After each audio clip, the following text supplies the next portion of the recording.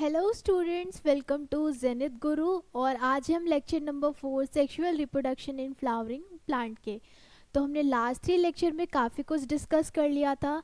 हमने reproductive organ के बारे में या रिप्रोडक्टिव पार्ट के बारे में डिस्कस कर लिया था प्लांट के।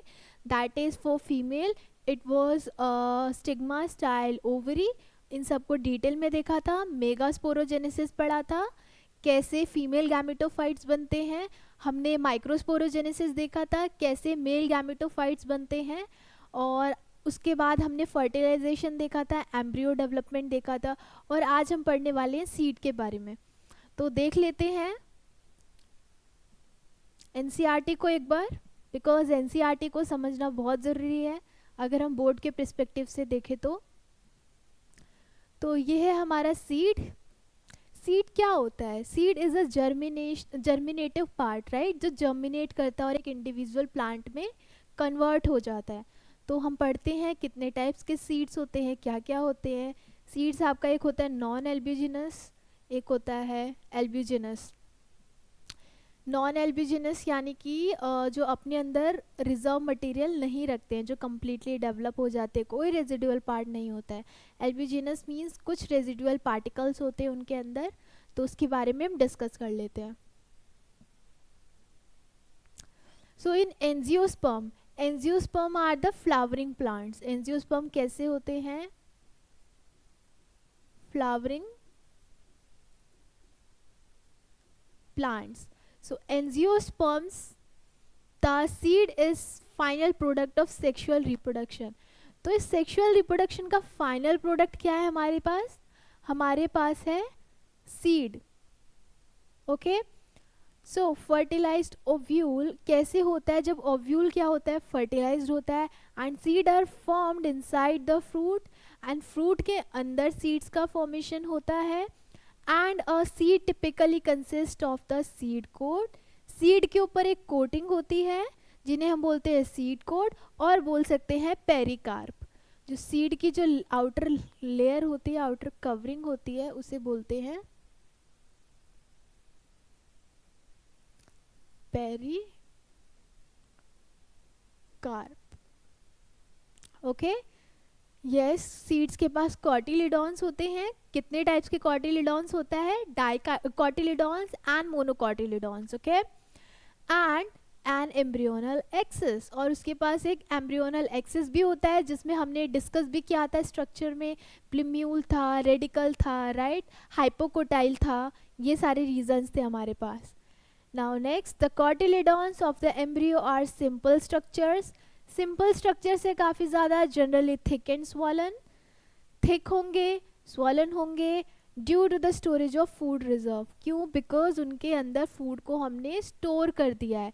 सो ऐसे जो हमारे सीड्स होते हैं उनको क्या बोलते हैं? लेग्यूम्स, लेग्यूमिनस सीड्स और लेग्यूम्स। ओके, मेच्योर सीड्स में नॉन एल्ब्यूजिनस, और जो मेच्योर सीड होता है वो नॉन एल्ब्यूजिनस होता है। और exalbuminous, non albuminous seed have no residual endosperm. उसके अंदर कोई भी रेजिडुअल एंडोस्पर्म का नहीं होगा। Okay, as it is completely consume during the embryo development. Like pea, groundnut. Pea है या ग्राउंडनट है, इनके अंदर क्या कुछ आपको पार्टिकल्स दिखते हैं, सीड्स दिखते हैं? नहीं, बिल्कुल उसे एक बार में ही हम क्या कर सकते हैं? कंज्यूम कर सकते हैं, उसमें कोई भी सीड नहीं मिलता है। क्यों? बिकॉज दे आर, क्योंकि उनका जो एंडोस्पर्म है वो कंज्यूम हो चुका है पूरी बॉडी को बनाने में। तो उसे क्या बोलते हैं हम? Non albuminous seed. Okay, next है albuminous seed retain a part of endosperm as is not completely used up during the development. और जो एल्ब्यूजिनस सीड होता है उसका एंडोस्पर्म पूरा कंज्यूम नहीं हो पाता है, जिसकी वजह से कुछ पार्ट जो है उसके अंदर रह जाता है। सो ऐसे सीड्स को क्या बोलते हैं हम? एल्ब्यूजिनस सीड। लाइक हमारा है वीट, मेज, बार्ली, खेस्टर। तो ये क्या होते हैं? ये सारे बहुत टाइट टाइट होते हैं, कॉम्पैक्ट होते हैं, हार्ड होते हैं, right. So they are the albuminous seeds. Next, occasionally in some seeds such as black pepper and beet, remnants of nucellus are also persistent. अब न्यूसेलस याद करो, न्यूसेलस क्या था? हमने देखा था एम्ब्रियो सेक के अंदर फूड मटेरियल रिजर्व करने के लिए एक पैकेट्स बन रहे थे, राइट? ये पैकेट्स,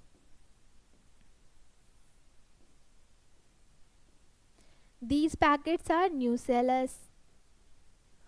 एंड इन न्यूसेलस का काम क्या था? Storage of food, right? So this is nucellus. तो यहाँ पे क्या बता रहा है कि लाइक ब्लैक पेपर है या बीट रूट है, ये न्यूसेलस से बनते हैं, ठीक है? न्यूसेलस का ही डेवलप्ड फॉर्म है। तो this is the thing, this residual persistent nucellus is the perisperm, और उसे क्या बोलते हैं हम? Perisperm. Okay, next, integuments of ovule harden as tough protective. याद करो, इसके बाहर एक लेयर भी था, outer integument and inner integument, दो हार्ड प्रोटेक्टिव लेयर्स भी थी। याद आ रहा है आप लोगों को? लास्ट लेक्चर में वो इंटेग्यूमेंट्स क्या थी? वो बहुत हार्ड प्रोटेक्टिव लेयर्स थी, राइट? तो यहाँ पे यही बताया गया है, tough protective seed coats and the micropylar remain as the small pore in the seed coat. Micropylar वैसा का वैसा ही रहता है, स्मॉल गैप जो था, याद आ रहा है? एक बार स्ट्रक्चर बना लेते हैं।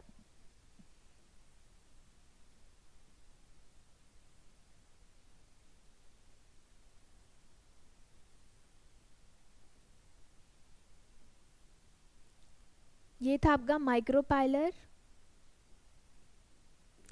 ये था आपका चैलेजल एंड, इसी के अंदर ये वाला जो पोर्शन था वो क्या था? इंटेग्यूमेंट्स। इधर था फ्यूनिकल, और ये क्या था हमारा? हाइलम। ओके, एंड इसके अंदर क्या था? ये न्यूसेलस। सो ये आपका डायग्राम था। ओके, तो जो माइक्रोपाइलर एंड है पहले भी ऐसा था, डेवलप होने के बाद भी वैसा ही रहेगा। क्यों रहेगा माइक्रोपाइलर एंड वैसा का वैसा? बिकॉज पॉलन पिस्टल का इंटरेक्शन करने के लिए जब पॉलन ग्रेन पॉलन ट्यूब निकालेगा तो वो माइक्रोपाइलर एंड की ही वजह से एंटर कर पाएगा ओव्यूल के अंदर, ठीक है? एंटर होने के बाद फर्टिलाइजेशन अगर होगा। नेक्स्ट है, this facilitate entry of oxygen and water into the seed during the germination. Also it facilitate the passage, ठीक है, जिससे कि वाटर एंड जो भी मिनरल्स हैं वो क्या हो सके? अंदर जा सके, ठीक है? न्यूट्रिशन प्रोवाइड कराने के लिए। As the seed matures, its water content is reduced and seeds become relatively dry. अब क्या होता है, जैसे सीड मेच्योर होने लगता है, कभी देखा है सीड को कितना लाइक उसमें वाटर नहीं होता है, कितना हार्ड होता है, राइट? तो उसके अंदर वाटर नहीं होगा, वो वाटर क्वांटिटी रिड्यूस हो जाएंगी एंड ड्राई हो जाएगा, राइट? कितना percent? 10 to 15% moisture by mass.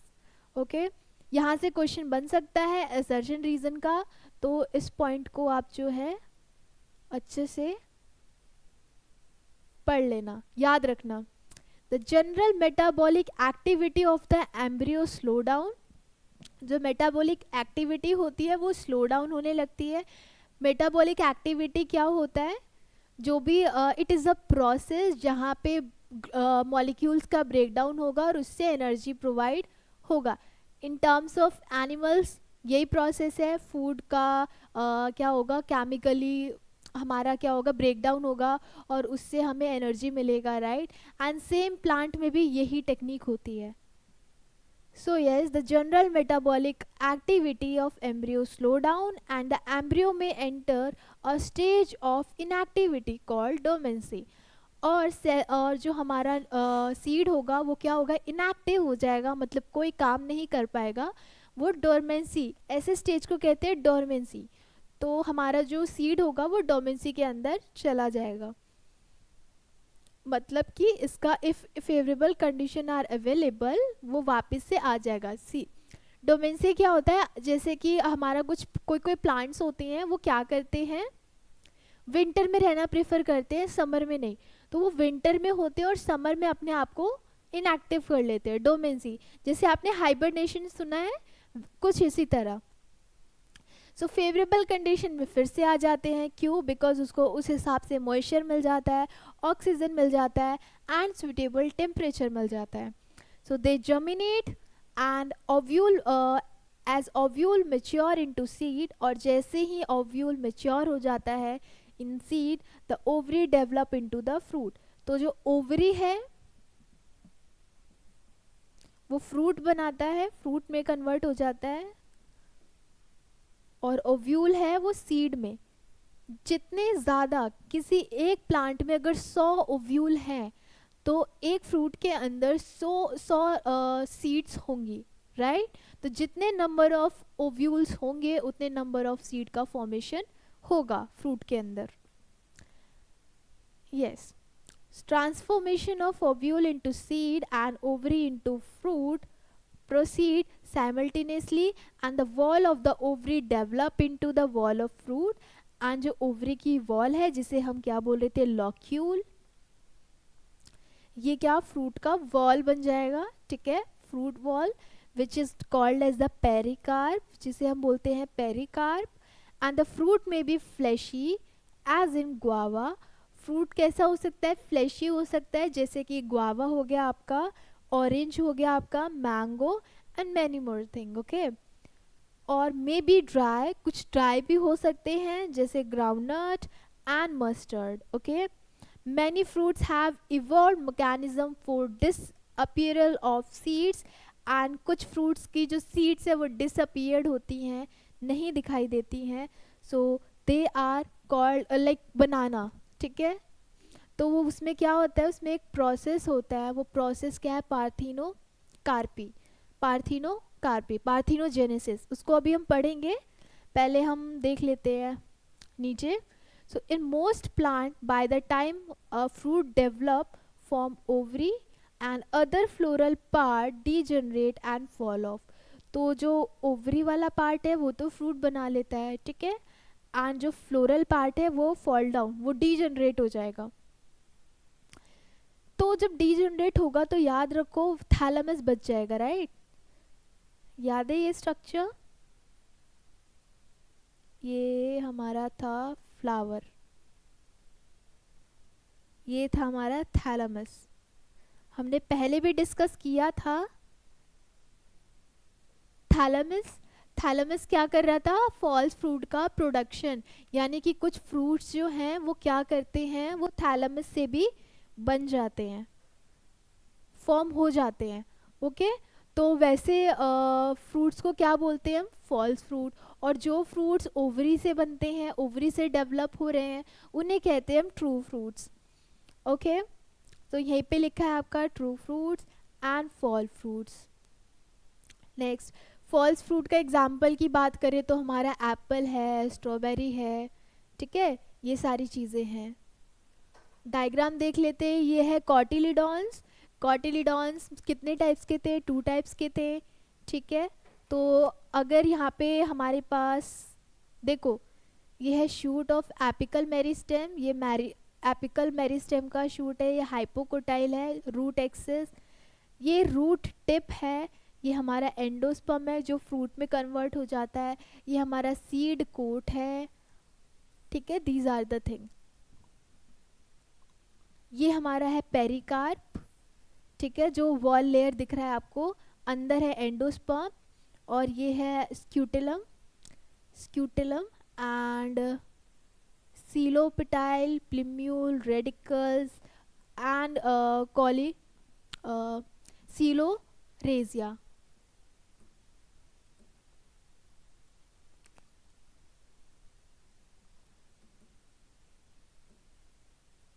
अब ये क्या है, ये है थैलेमस से बना हुआ फ्रूट। कौन सा फ्रूट है ये है एप्पल, ओके। तो इनके बीच का देखो स्ट्रक्चर, देखो कुछ थैलेमस कुछ इसी तरीके से दिखता है, तो इनका जो स्ट्रक्चर है वो भी उसी वे में, जब काटोगे उसको आप टीएस सेक्शन करोगे, ट्रांसवर्स सेक्शन, तो वो ऐसा ही दिखाई देगा, ठीक है। तो ये है एंडोकार्प, ये mesocarp. Endocarp means inner layer, mesocarp means middle layer, okay. And ये देखो स्ट्रॉबेरी का भी डायग्राम दिख रहा है आपको, ये थैलेमस से रिलीज हुआ है, उसका थैलेमस कुछ इस अंदाज में होता है, राइट। तो ये चीज़ दिखा रहा है, और इसके ऊपर सीड्स प्रेजेंट होते हैं जिसे बोलते हैं हम एक्नी, ओके।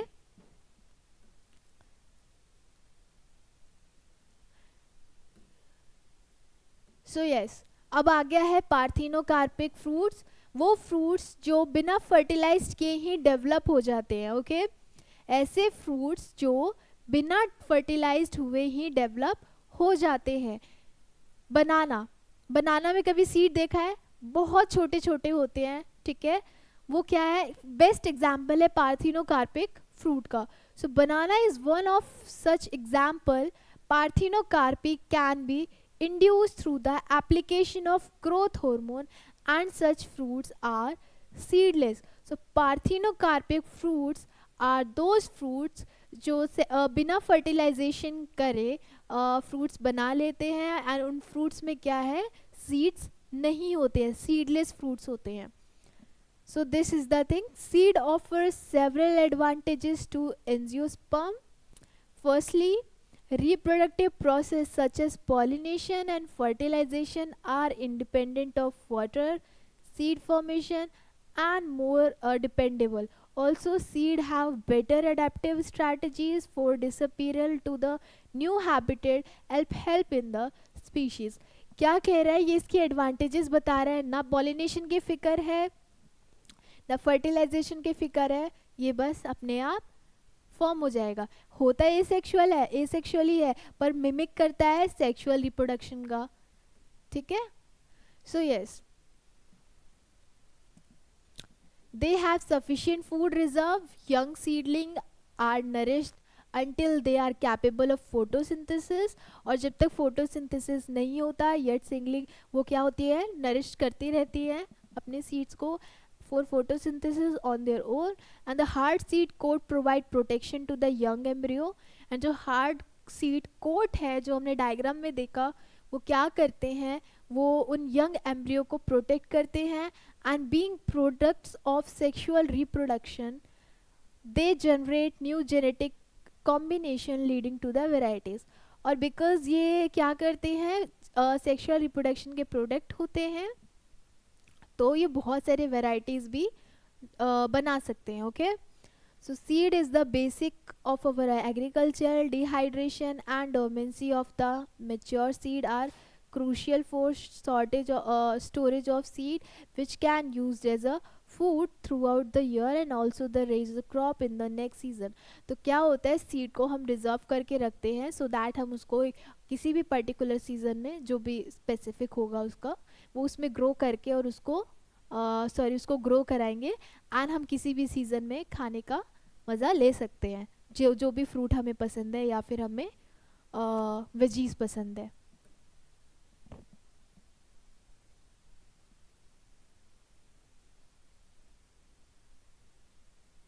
यहाँ पे क्वेश्चन है, how long do seeds remain alive after they are dispersed, ठीक है। So this period again varies greatly in a few species that seed lose viability within few months. कुछ species में देखा गया है जो सीड्स हैं वो क्या करती है, वो खराब नहीं, they start losing their viability, मतलब वो ग्रो नहीं हो पाती है, ठीक है, within few months only. And seed of some large number of species live for the several years. कुछ species बहुत सालों तक उनकी seeds चलती रहती हैं, and some seeds can remain alive for 100 of years, कुछ 100 of years तक. And there are several record of very old yet viable seeds. The oldest is that of a lupine, that is lupine and lupinus arctus excavated from the Arctic tundra. So Arctic tundra से जो है lupinus arcticus, I am not good with pronunciation such words, so I am sorry in between, okay. So the seeds germinate and flowered after estimated, ये कुछ example बताया गया है कि इनके सीड्स जो है बहुत ओल्डेस्ट हैं और अभी तक ग्रो हो रहे हैं, तो यही चीज़ बताई गई है. Of 10,000 years of the dormancy, and the recent recorded 2,000-year-old viable seed is of the date palm. और 2000 years वाली जो सीड्स आज तक चल रही हैं वो क्या है, date palm, Phoenix, dactylifera and discovered during the archaeological excavation at King Herd's Place. तो ये सब क्या है, सीड्स के बारे में जो भी जानकारी है, जो भी एंटीक चीज़ों के बारे में है, चाहे वो बोन हो या कोई भी चीज़ हो जो बहुत लाइक इवोल्यूशनरी टाइम से ही चलती आ रही हैं, तो वो आर्कियोलॉजिस्ट देखते हैं, हम बायोलॉजिस्ट नहीं. ठीक है. सो यस, कहाँ पे मिला था वो, डेड सी के पास मिला था. ये हमारा जो डेट पाम का, फीनिक्स, डिक्टेलिफेरा का था सीड. ओके.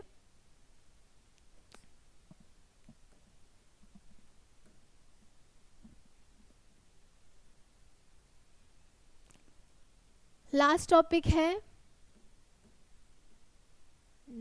कलर चेंज कर लेते हैं, this colour would be better.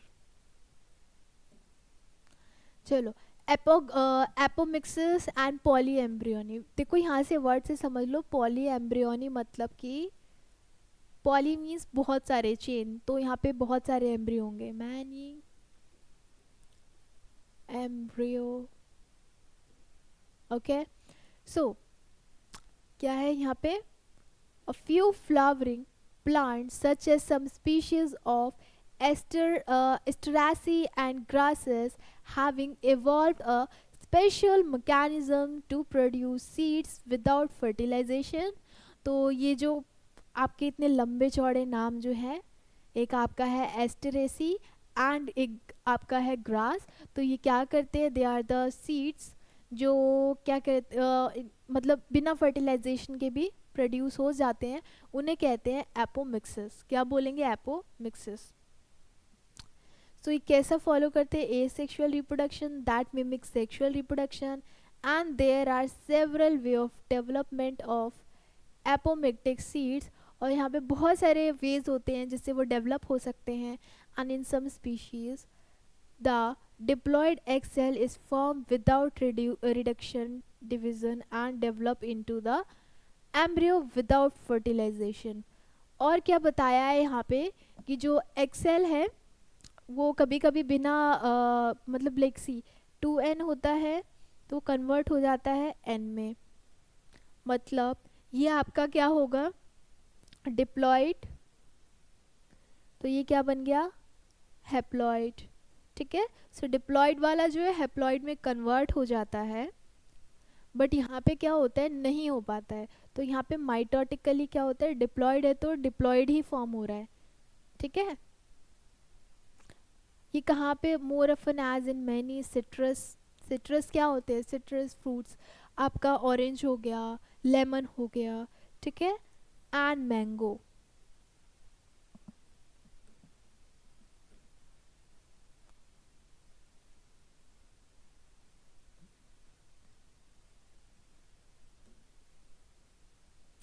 So next है, इनका जो डेवलपमेंट है, डिवाइडिंग कहाँ से शुरू होता है, एम्ब्रियो सेक्स से ही होगा, right.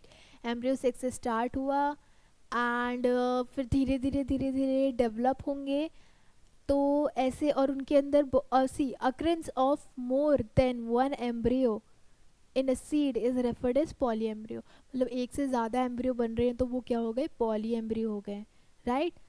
Hybrid varieties of several of our food and vegetable crop are being extensively cultivated, and cultivation of hybrid has tremendously increased productivity.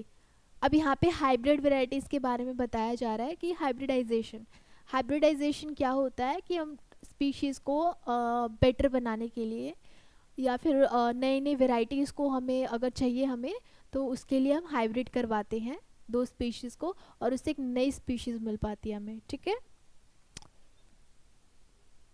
One of the problem of hybrid is that hybrid seeds have been produced every year. Hybrid seeds जो है वो हर साल produce कराई जाती हैं। And if the seed collected from hybrid are sown, the plant in the progeny will segregate and do not maintain hybrid characteristic। हाँ, ये भी होता है कि कई बार जो हाइब्रिड होने के बाद भी जो प्रोजेनी होता है वो कैरेक्टरिस्टिक डेवलप नहीं कर पाता है हाइब्रिड प्लांट के। सो कभी कभी ये फेलियर भी हो जाता है प्लांट का ग्रो होने का। Production of hybrid seed is costly, and hence the cost of the hybrid seed become too expensive and farmers afford नहीं कर सकते because ये बहुत महंगा होता है। Okay, and if these hybrid seeds are made into the apomix, there is no segregation of characteristic in the hybrid progeny। अगर इसको एपोक्समेसिस तरीके से किया जाता है, एपोमेटिक्स सॉरी मिक्स प्लांट जो होते हैं उनमें अगर किया जाता है तो क्या होता है, उनमें उनके कैरेक्टर का सेग्रीगेशन नहीं होता है और वो प्रोजेनी डेवलप कर लेते हैं।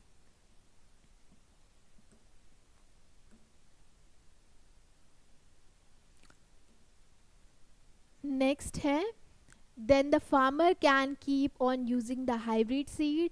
तो फार्मर जो है इसको यूज़ कर सकते हैं to raise new crop a year after a year, साल में एक बार नए क्रॉप को ग्रो करने के लिए।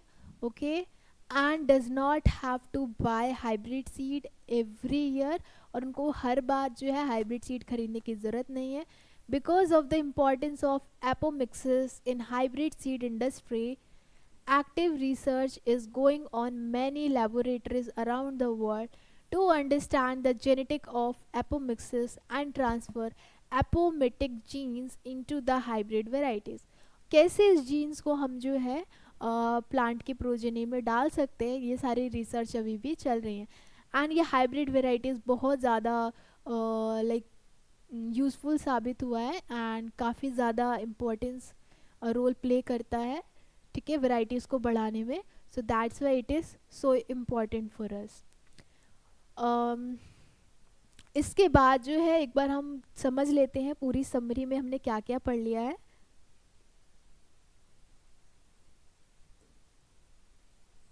शुरू से एक बार चैप्टर को समझ लेते हैं क्या क्या पढ़ लिया हमने।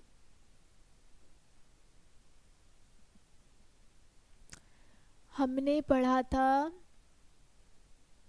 फ्लावर, राइट, हमने पढ़ लिया फ्लावर, पार्ट्स फ्लावर के, राइट, कितने पार्ट्स पढ़ लिए थे हमने, क्या क्या चीज़ें होती थी, पेटल होता था और ग्रुप ऑफ पेटल क्या था हमारा, कोरोला। ओके, इसके बाद हमारा क्या था, पेटल, सेपल नीचे वाला part, group of shekel sorry group of sepal, calyx, उसके बाद हमने थैलेमस देखा था,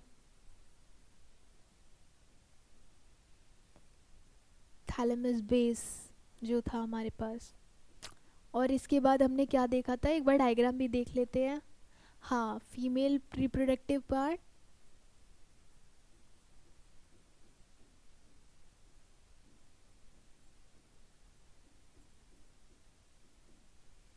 क्या था फीमेल रिप्रोडक्टिव पार्ट में, स्टिग्मा,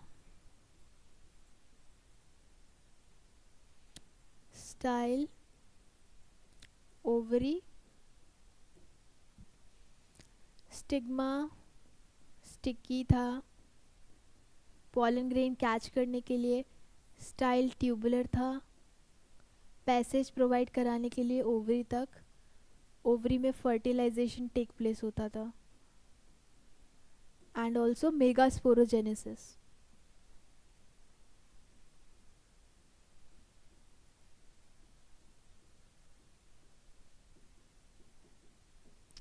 ओके, तो फीमेल रिप्रोडक्टिव पार्ट को और क्या बोलते थे, पिस्टल या गाइनोशियम।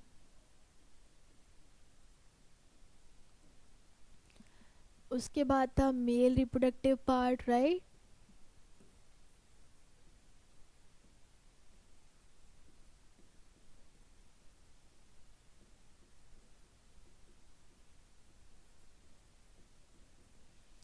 जिसमें क्या था, फिलामेंट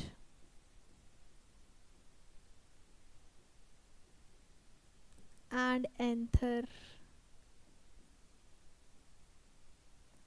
ओके, फिलामेंट और एंथर क्या बना रहे थे, मेल रिप्रोडक्टिव पार्ट जिसका नाम था स्टैमेन या एंड्रोशियम।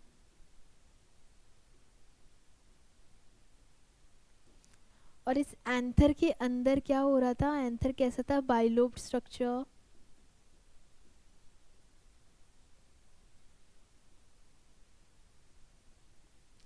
बाइलोब्ड स्ट्रक्चर जिसमें क्या हो रहा था, माइक्रोस्पोरोजेनेसिस।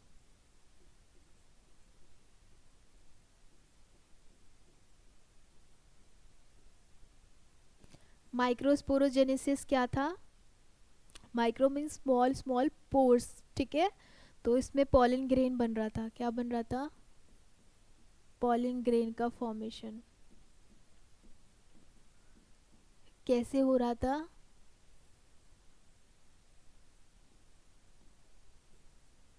ये माइक्रोस्पोरेंजियम सेल था,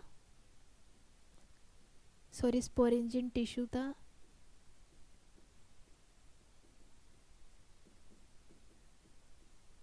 और इसकी लेयर्स थी बहुत सारी, 3 लेयर्स थी, 3 to 4।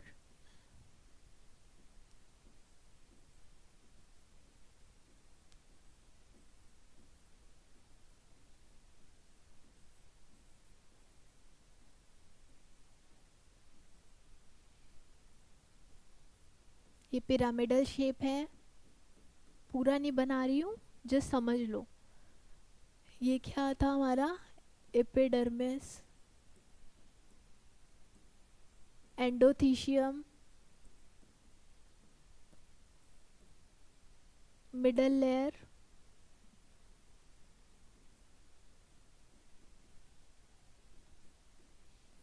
टैपेटम। टैपेटम का काम क्या था, नरिशमेंट प्रोवाइड कराना।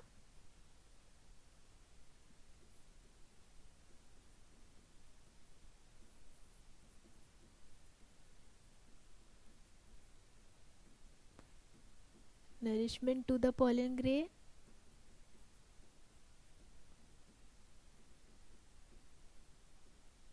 right?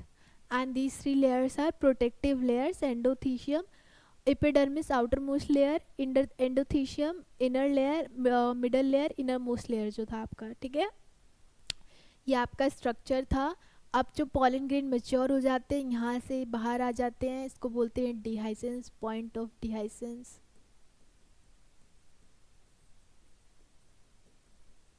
पॉलन ग्रेन जब मेच्योर हो जाते हैं तो कैसे दिखते हैं,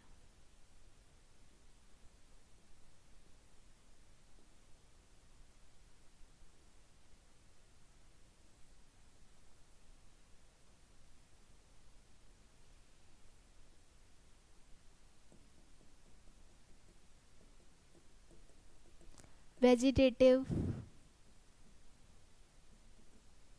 वेजिटेटिव पार्ट ऊपर वाला, नीचे है जेनरेटिव पार्ट।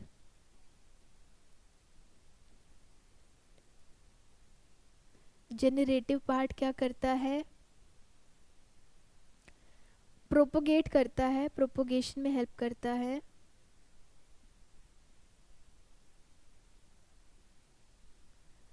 इसके पास डेंस साइटोप्लाज्मा होता है, dense cytoplasm.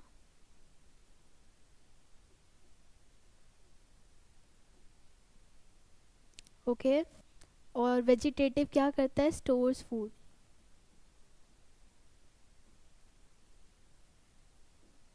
Okay, now megasporogenesis. Megasporogenesis में क्या था, फीमेल गैमेटोफाइट बन रहा था, दैट इज ओवम। मेच्योर कैसे हो रहा था वो देख रहे थे। तो इसमें माइटोटिकली डिवाइड हो रहा था, डाइट बना, डाइट से क्वार्डिनरी स्ट्रक्चर टेट्राड, 3 सेल्स जो हैं डीजनरेट हो गए,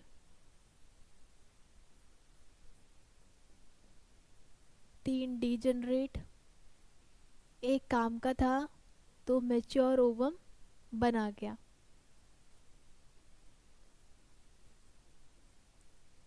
राइट, दैट वाज मेगास्पोरोजेनेसिस।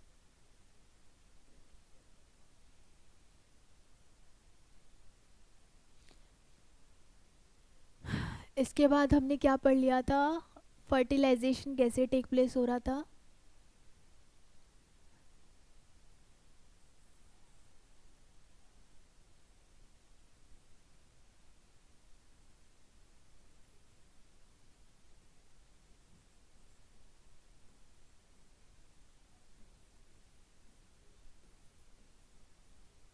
अब पॉलिन ग्रेन आया, वो यहाँ पे आके स्टिक हो गया, यहाँ से अंदर आया, यहाँ से उसने अपनी पॉलिन ट्यूब निकाली, वो पॉलिन ट्यूब यहाँ पे गया और यहाँ से अंदर आ गया, अंदर आके एग सेल के साथ फ्यूज्ड हो गया। ठीक है, देख लेते एक बार structure. These are antipodal cell,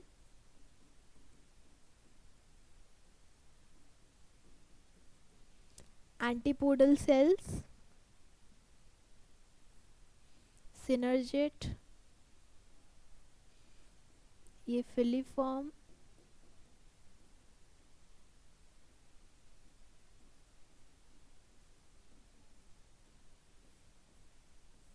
Excel,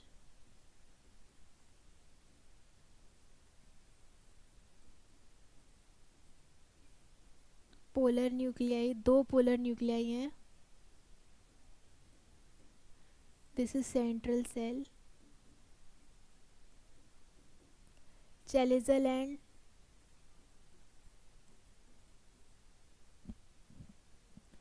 micropylar and,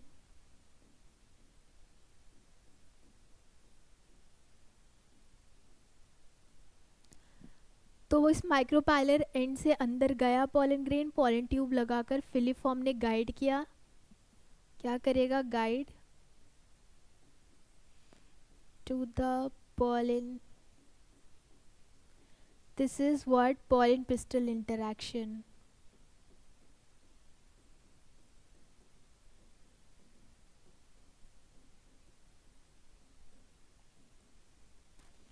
pollen pistil interaction, कैसे पॉलन ग्रेन इंटरैक्ट कर रहा है, एक्सेल से आके फ्यूज्ड हो गया। अब अगर एक्सेल के साथ आके फ्यूज हुआ तो फर्टिलाइजेशन टेक प्लेस होगा, जिसे बोलते हैं सिनगैमी। अब पोलर न्यूक्लियाई के साथ भी फ्यूज हो गया, उसको बोलेंगे ट्रिपल फ्यूजन। पोलर न्यूक्लियाई के साथ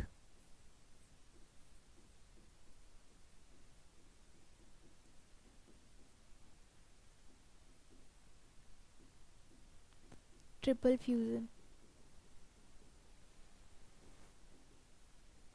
अब ये ट्रिपल फ्यूजन प्लस सिनगैमी दोनों अगर फ्यूज हो गए तो इसे बोलते हैं डबल फर्टिलाइजेशन।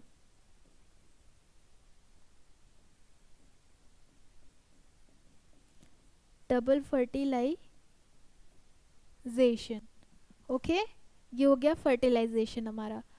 अब क्या क्या चीज़ें थी डबल फर्टिलाइजेशन में, हमारा एंडोस्पर्म बना,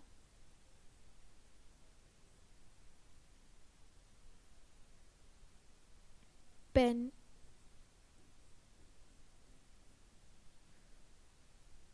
ओके।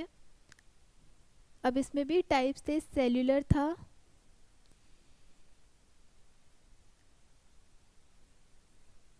न्यूक्लियर बना, हिलोबियल। सेल्यूलर यानी साइटोप्लाज्मा के साथ फ्यूज होके बनाया, और अगर पेन जो है आपका जो पेन अगर न्यूक्लियस के साथ फ्यूज होके बनाता है तो वो क्या हो गया आपका न्यूक्लियर एंडोस्पर्म। हिलोबियल कैसा होता है, सेल्यूलर प्लस न्यूक्लियस। ठीक है, यहाँ तक हमने क्लियर कर लिया है। डेवलपमेंट ऑफ एम्ब्रियो के बारे में पढ़ लेते हैं, एम्ब्रियो कैसे डेवलप होगा।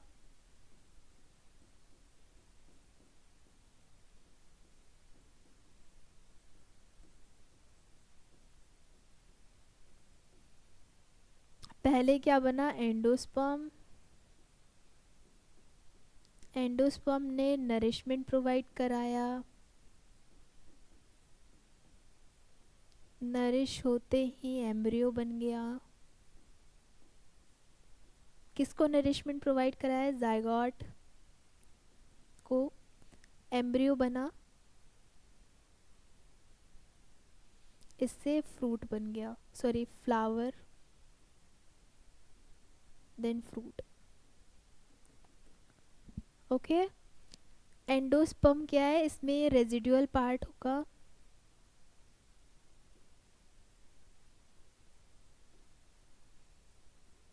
तो जैसे आपने देखा है ना, कर्नल्स, जो आपका coconut, tender coconut, coconut water का फॉर्मेशन करना एंड उसका जो फ्रूट है उसको बनाना, ठीक है, वो सब किस में होगा, आपका एंडोस्पर्म से ही होगा, राइट। इसके अलावा और पढ़ लेते हैं फूड डेवलपमेंट। तो जो ओवरी वॉल है वो क्या बनाती है, ओवरी वॉल, वो लॉक्यूल होता है, ओवरी वॉल क्या है आपका, लॉक्यूल, जो क्या बनाती है बाद में, पेरिकार्प। पेरिकार्प क्या है, फ्रूट वॉल। ओके, ओवरी क्या बनाती है, फ्रूट। ओव्यूल क्या बनाएगी, सीड। सीड क्या क्या होता है वो भी हमने अभी अभी डिस्कस किया है जस्ट इसी लेक्चर में। सीड होते हैं एल्ब्यूजिनस, नॉन एल्ब्यूजिनस।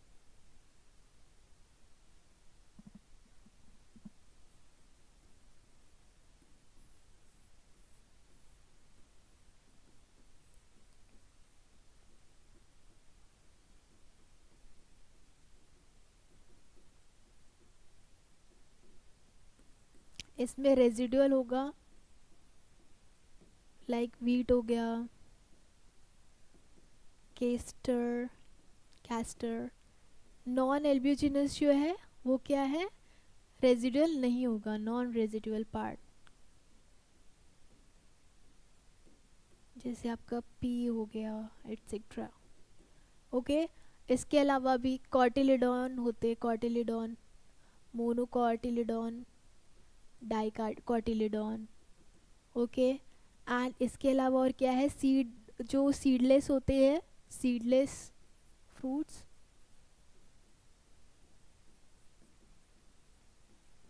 लाइक बनाना, उसे बोलते हैं पार्थिनो कार्पिक फ्रूट। ओके, इसके अलावा और क्या क्या था हमारे पास, एपोमिक्सिस,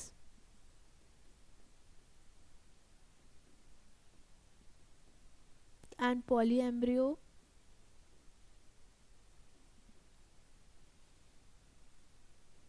पॉलीएम्ब्रियो में क्या था, एक से ज़्यादा, मोर देन वन एम्ब्रियो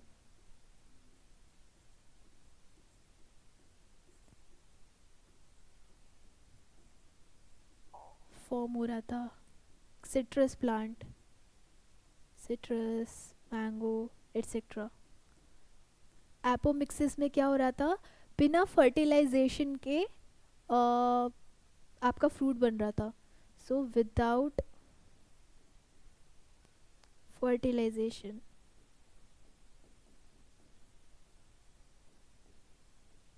एसेक्सुअल है बट प्रिटेंड कैसा करता है, इट मिमिक्स टू, मिमिक करता है सेक्सुअल रिप्रोडक्शन की तरह।